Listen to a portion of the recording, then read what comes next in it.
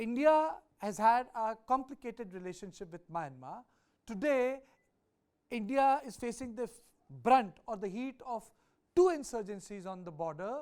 One is the Rakhine, where the Myanmarese army carried out operation. Now it's at the other side, which is the Chin, and most of our important investment projects are in the rebel-held territories.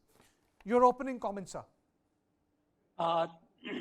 Thank you very much and good evening. I was listening to your analysis and the presentation, which was beautiful, right on the mark, with the one slight exception, at least in my thought. The fact is that the government of India has had a comfortable, I mean, not really a great relationship, but we have worked very well with the government in Naypyidaw, simply because till some time ago, the army in Naypyidaw had control over the rebel groups to the extent that we needed their cooperation in controlling insurgencies in our own border areas, and that cooperation was really a must. But the situation seems to have not changed. The situation now is, as you described very clearly, is that both the army and the ethnic armies, the ethnic insurgents, they're at loggerheads. Earlier, China used to basically again support the army rule in Naypyidaw simply because of to control the insurgencies, which also goes into China, and to basically have a control over the different kinds of trades in the border areas. Now, according to the signals that I got a few days ago, even China seems to be turning the army, they allow these insurgent groups to run over the army camps, unlike the earlier days when they would actually control these insurgent groups and not allow them to run over the army camp. That has changed. So what we are now witnessing in Myanmar is really, I think, a very significant confrontation between the army and the insurgents, where for the first time China is not taking sides. What do we do? Ambassador Goyal, sorry, I'm interjecting. There's a question which I want to ask you. Yes. The little bit of research I did, the little book, the books I read, I realized that the northern areas, which during the colonial times were rendered or read as unadministered, yes, and subsequently the communist rogue armies had taken over, there was some sort of an understanding between them and the Myanmarese army. Why this understanding could not be reached with the Rakhine and the Chins when they had this sort of understanding in those northern areas where their writ ran? But why not here? That slightly, is it because of the ethnic issues, because they are also ethnically different, majority of them Christians? What is the issue that on the Indian border that it has become so intense, and the sort of their I would say proclivity to use both artillery and air force on the rebels, which I again thought is very, very distinct. They have used both artillery and air force. On the eastern border to the south, the reason was not quite difficult to understand. Right from the beginning, China has been encouraging insurgencies in the Indian border areas in Manipur, Mizoram, Nagaland, etc. Those would not have actually functioned without Chinese support.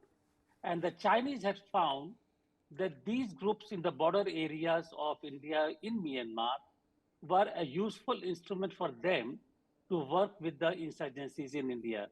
On the other hand, China obviously was more interested in controlling the insurgencies there on the border areas for their own security. And therefore, the two different kind of approaches, I would say. Okay, let me go to Mr. Chakma. So, when we talk about Myanmar, it's a complex, ethnically rich state, with the Burmans being the big majority, with other states with different religious predisposition. in your opinion, why is there a sudden uh, rise in violence between the government forces and the rebels? Why has this surge come? Have we missed something in our eastern borders, or have the world missed something in the real hermit kingdom, which is right in our neighborhood? I'm not talking about North Korea, I'm talking about Myanmar. Have we missed something, sir? Well, I think one of the key points which has been missed is the fact that there is a unity government of the democratic forces, and they had decided to wage armed struggle against the military junta. And in the beginning, I don't think anybody had taken them seriously, and everybody has dismissed them, and everybody actually was willing to work with the juntas in Naypyidaw.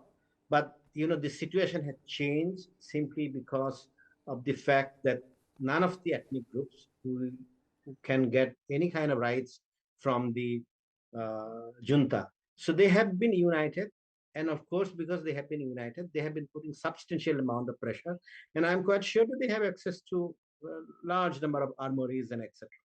I think the policy of the government of India has been usually dealing with the junta, and I think in the process, if you look at it in the last 30 years, we really actually so much relied on the junta that we missed the relationship with the ethnic groups. And that is why, if you look today, I mean, we usually do not remember the fact that where the India's investment lies is actually in the Arakan province, where you have a conflict between the ethnic Rakhines, which are the indigenous peoples, vis-a-vis the Rohingya refugees who are of the Bangladeshi, Chittagonian, or East Bengal, or earlier undivided Bengal origin. If you look at the movement there, the National Unity political party of the Arakanis, they are entire leadership were massacred in 1998 by by a double agent in the Andaman and Nicobar Island. And since then, we have lost complete control over that. Then we had, Arakan Army coming up, and Arakan Army has been accused of or getting some support from China, so much so that India actually cannot complete its own projects, which is relating to Kaladan project, etc. So you are caught in a limbo and you cannot undertake any activity. I am only talking about one particular province. Then neighboring that you have the Chin state of Myanmar. And from the Chin state, which is a population of about 500,000, about 100,000 people, that's about, I mean, 20% of the population had already crossed to Mizoram.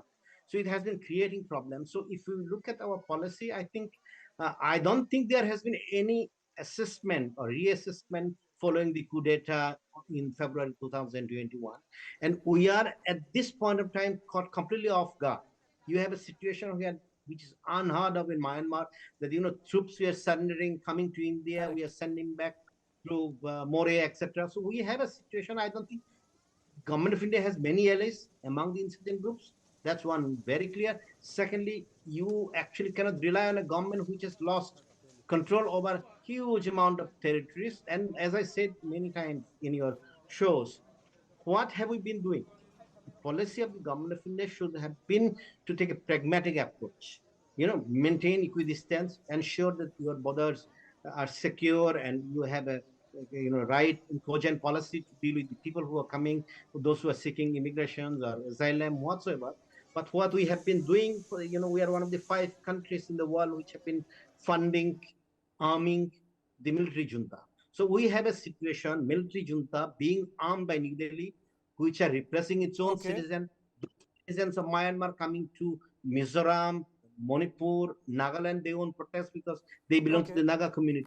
So we have been, as I have said on many occasions, have been importing the problems of Myanmar, and we refuse to recognize the fact that Myanmar actually, in a way, poses a threat to regional security and peace. Okay, And I today, think that's a line I would like to take to yes, Major this is General. just one point, just one particular point Okay, which I want to. okay, We are discussing the ethnic groups. We are not discussing one particular issue. That's about 1.5 million Rohingya refugees in Cox's Bazar next to Chittagong tracks.